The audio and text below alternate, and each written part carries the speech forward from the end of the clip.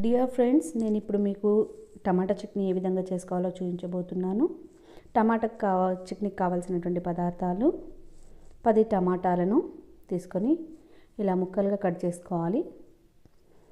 మీకు కావాల్సిన క్వాంటిటీలో మీరు ఎన్నైనా తీసుకోవచ్చు. నేను 10 టమాటా ముక్కలకి 6 చింతపండు రెక్కలు, 2 టేబుల్ స్పూన్స్ నువ్వులు మరియు 1 ఎల్లిపాయ, తగినంత ఉప్పు, 10 పచ్చిమిర్చీలు, కరివేపాకు, కొత్తిమీర, జీలకర్ర. ఇలా వీటిని అన్నింటిని తీసుకున్న తర్వాత నువ్వులను బాగా ఎరుపు కలర్లోకి వచ్చేంత వరకు వేయించుకోవాలి. ఇలా వేయించుకున్న తర్వాత బాణీలో నూనె వేసి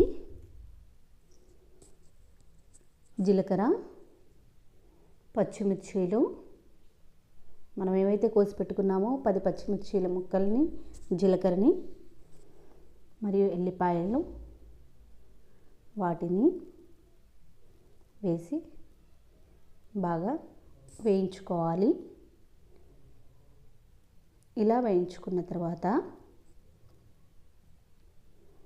మీకు చూడగానే తెలిసిపోతుంది వాటిని అవి వేగాయో లేదో అనేది.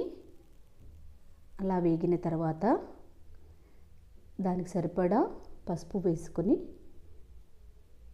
పచ్చివాసన పోయేంత వరకు వేయించుకోవాలి. ఇలా వేగిన తర్వాత మీరు ఏవైతే టమాటా ముక్కలు కోసి పెట్టుకున్నారో వాటిని అందులో గుమ్మరించి స్టవ్ను చిన్న ఫ్లేమ్లో పెట్టుకోవాలి. ఇలా ఒకసారి మంచిగా కిందికి పైకి అన్ని టమాటా ముక్కలన్నీ కలిసేంత వరకు, పోపులో కలిసేంత వరకు మంచిగా కలియబెట్టాలి.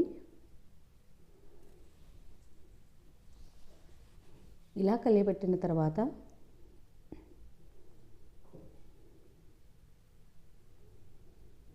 ఏవైతే చింతపండు రెక్కలు తీసుకున్నారో వాటిని కూడా వేసి తగినంత మోతాదులో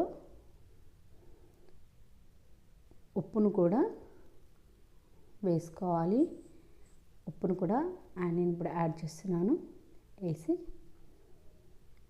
చిన్న ఫ్లేమ్లో పెట్టేసి స్టవ్ని మూత పెట్టేయాలి.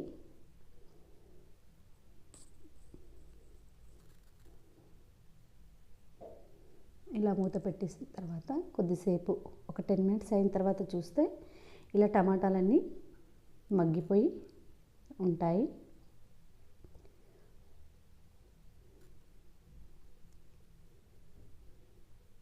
ఇలా అయిపోయిన దాన్ని ఫ్యాన్ గాలికి పెట్టుకొని చల్లార్చుకోవాలి. స్టవ్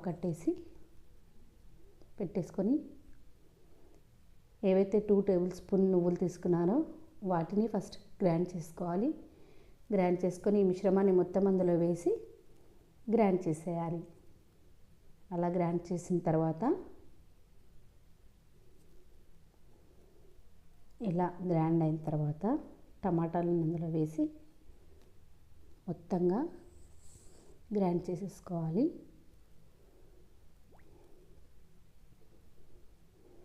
గ్రైండ్ చేసుకున్న తర్వాత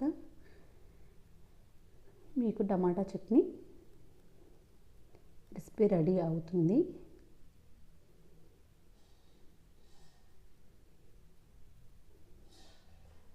ఇలా చల్లార్చిన తర్వాత గ్రైండర్లో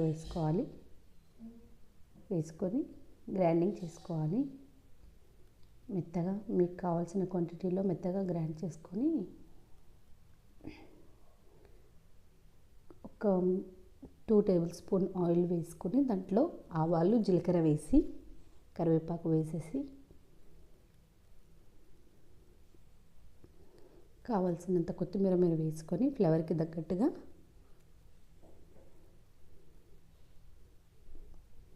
కొంచెం పసుపు యాడ్ చేసుకొని ఏదైతే టమాటా చట్నీ గ్రైండ్ చేసుకున్నామో దాన్ని బాణీలో వేసి బాగా కలియబెట్టాలి. డియర్ ఫ్రెండ్స్, మీకు ఈ వీడియో నచ్చినట్లయితే కామెంట్ చేయండి, షేర్ చేయండి, లైక్ చేయండి, ప్లీజ్ సబ్స్క్రైబ్ చేయండి.